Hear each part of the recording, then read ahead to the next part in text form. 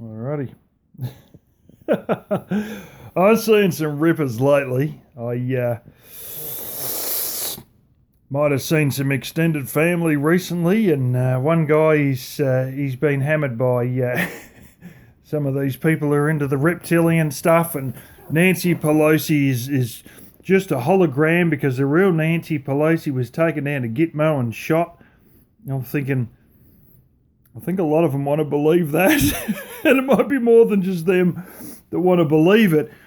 But now anything anti-COVID, he's associated with, reptilian shapeshifters, and it's just so whacked.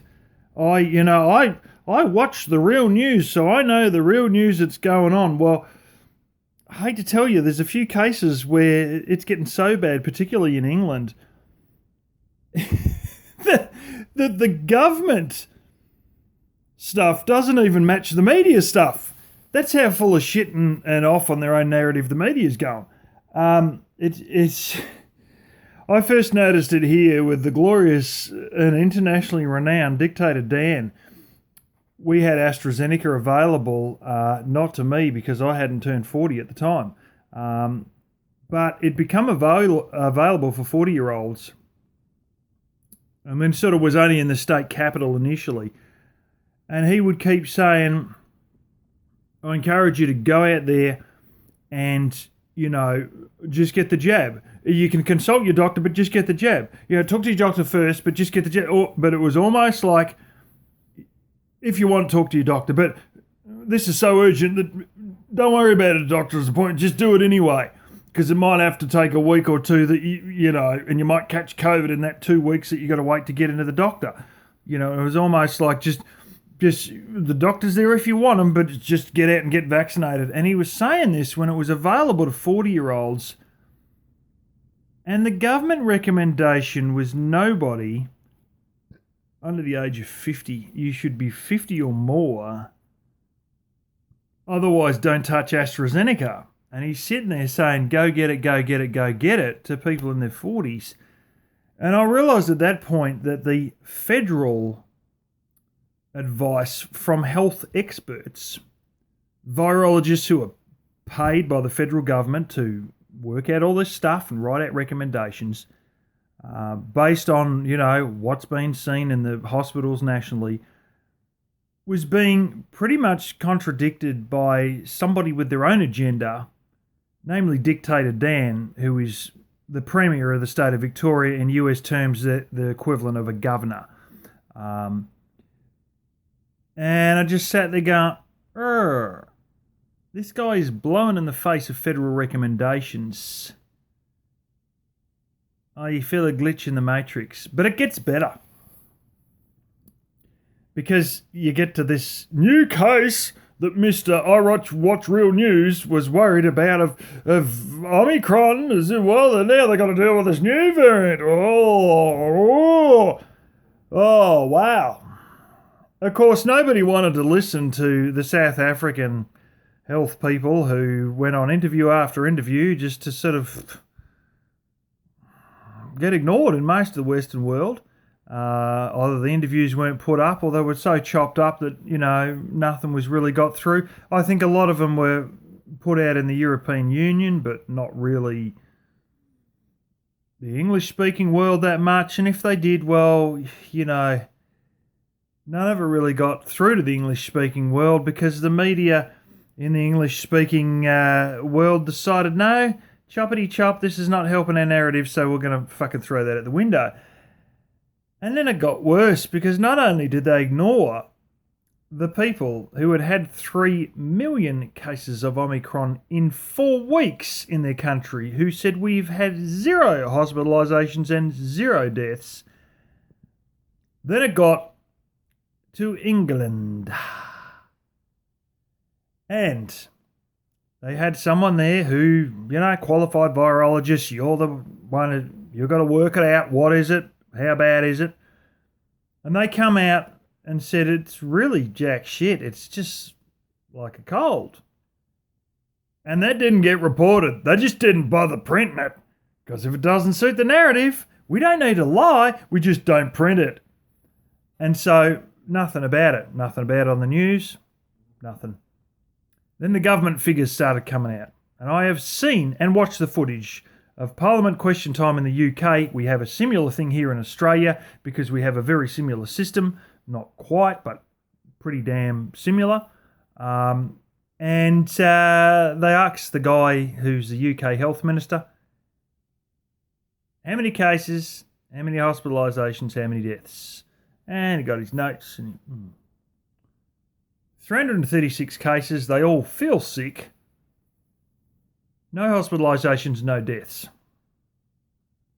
Then they started reporting, the media, not the government, that there's been one death of Omicron. Now, my gosh, these people must be so confirmation biased into their narrative, so switched off to obvious shit, their head so far up their ass, they couldn't see. It was a bloody hoax.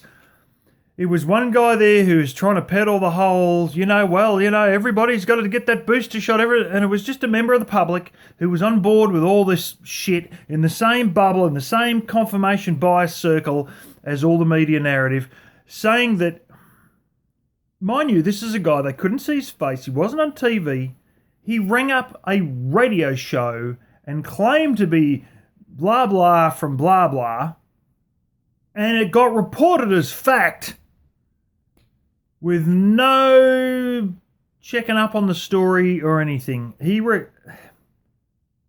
claimed about a week after there were only 336 cases in the country, maybe a week and a half after that, something like that, that his father-in-law had got it and then died from it in Northampton Hospital. But you see, it was real screwy because his father-in-law was a recluse, according to him, who would get his groceries delivered. The only time the guy would leave the property was to put his bin out and take his bin back in. So let's say the guy's basically in quarantine except for when he's got to put his bin out and take it back in again, in which case he talks to no one, touches no one, because he's a recluse. So much so that he will not go shopping, which we could still do during lockdowns here. So this guy was in ultimate quarantine, pretty much. Yet somehow contracted COVID when there was only a few hundred cases in a country with tens of millions, and died of it a week and a half later, while having absolutely no contact with anybody. He somehow caught a variant of COVID that only a few hundred people had in a country of tens of millions, while being in quarantine for all intents and purposes because he's a recluse. And wasn't it funny that the Northampton Hospital come out and said there has been nobody die of Omicron in this hospital? Full stop, public statement. Media never checked that. They just had this voice on the end of a phone line. They believed everything. They reported it as fact. And there's your real news. That's your real news. Bloody hopeless. It was all a hoax. Apparently there's been one case in the US that has died of it, or a couple of cases, and you wonder if this isn't a bit like George Floyd. Did you know he didn't die of fentanyl? He didn't die getting his neck squashed, and he actually didn't. They reckon it was a drug overdose before that event even occurred. But regardless of all that, he died of COVID because they tested him and he had COVID, and he's dead. So we write it down as a COVID death because he had, fuck all the fentanyl, never mind that. He had COVID in his system and he's now dead, so that's a COVID death. You wonder if some of these Omicron cases in the US aren't the exact same. It's a nothing burger. At the very time that all this government question time was going on, showing that nobody was dying, the BBC was saying, we don't know. No, you fucking knew. You had cameras inside the parliament. You fucking knew. And yet, we don't know what's going, but the third booster's going to save you. No, you do know what's going, you're just misreporting it. And a lot of them are. You know, here in Australia, it's all, we're going to keep the fear going. We're going to keep it going. 2 years of fear. We're going to keep peddling that fucking boat. Because, you know, heaven forbid, the momentum of fear slows down for 5 minutes on the basis of government figures. This bloody government's betraying the media and they're not giving them enough fear fodder because the figures ain't. It's all bullshit. With the figures, they're going on about hospitalisations. Oh, we've got this amount of hospitalisations in the UK. 45% of these hospitalisations, 45%, don't require a stay of 24 hours. In other words, people go in there coughing and wheezing and go, fuck, I can't breathe. They give them a shot of whatever, ivermectin, friggin', what's the other one, their malaria pill. They try to pretend was fish tank cleaner, but it's actually not. That's different. The other one they were jumping down Trump's throat about that they've used for years in blooming New Guinea, Solomon Islands, up around there. They give them something, one of these treatments, and of course, they're out within about 3 hours, but it's still counted as a hospitalisation. They didn't even say overnight. They didn't stay 24 hours. Not even overnight, but that's a hospitalisation. They're fucking out of there in 3 hours' time, but it's a hospitalisation. Look at the terrible hospitalisation. What are you talking about? How many beds are we going to... You're not going to need any fucking beds. They're only in here for 2 hours. It's all over. It's all bullshit. They're trying to keep it going, but they're running out of steam. But at the end of the day, On a side note, I have a relative who's a nurse who was probably one of the first 10 or 20,000 people vaccinated in the country. And she caught COVID, I believe Delta variant, and she's actually been in government quarantine because they didn't want her to spread it to the other housemates that she was living with. And she's just got out like a couple of days ago. And she was double vaxxed, one of the first 10,000, 20,000 people in the country to be double vaxxed because of being a nurse. And she got it anyway. So her life has, really gone to shit over COVID. It's just demolished everything else in her life, as well as having to work long hours. It's just the whole fucking half of life's imploded on the poor girl. But anyway, she went through the Delta, and she said it actually wasn't that bad. It was a little bit funny the first day or two, and then just spent the rest of the time doing jigsaw puzzles and reading books. And that was sort of it. But it's one of these things. You fucking get it if you're vaxxed anyway. But and it does sound like as though you won't get as hard a kick in the arse from it if you are. But that's a personal case that I can talk about individually because it has happened inside my own family.